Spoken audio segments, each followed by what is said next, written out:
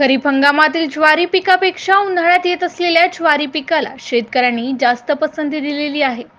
नोव्हेंबर-डिसेंबर महिन्यात पेरलेल्या ज्वारी पिकाला प्रति एकरी 20 ते 25 क्विंटल प्रमाणे उत्पादन होत असल्यामुळे शेतकऱ्यांमध्ये आनंदाचे वातावरण झाले आहे। निर्मल, हायटेक, विठ्ठल अशा वेगवेगळ्या प्रकारची ज्वारीचे वाण पेरून शेतकऱ्यांनी रब्बी ज्वारी पिकाला पसंती दाखवलेली आहे।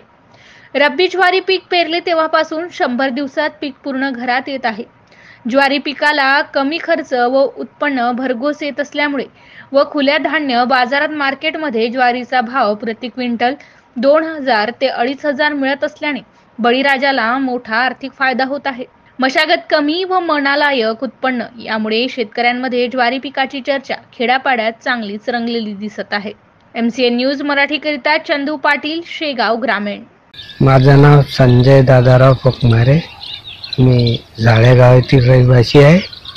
ही मी माझी 1 एकर ज्वारी पेरलेली आहे विठ्ठलची 2 बॅग। थोडं पतलं झालेलं आहे पण फार कणूस मोठं साधारण पडलेलं आहे। तरी मी हिला 4 फवारे आणि 2 फेर आणि पाणी एवढं नियोजन केलेलं आहे। तरी आता एकरी 20 पोते ज्वारी व्हावं अशी मला अपेक्षा आहे, कारण थोडं पतलं झाल्यामुळे उत्पादन थोडं कमी होणार आहे। कणूस फार चांगलं पडलेलं आहे।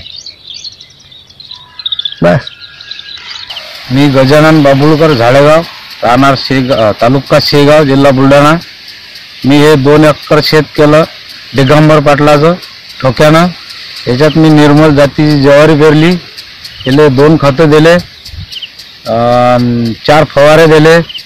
या 2 एकरात मला कमीत कमी 50 क्विंटल ज्वारी व्हायला पाहिजे अशी अपेक्षा आहे।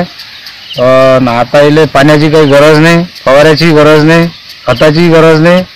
आता हे 8 दिवसात कणस बंद निपसतील। आणि याला 2 युरिया दिल्या। सुरुवातले 2 थैल्या बोरान खत दिलं, त्याच्यात 2 थैल्या युरियाच्या टाकल्या, परत 2 युरियाच्या दिल्या।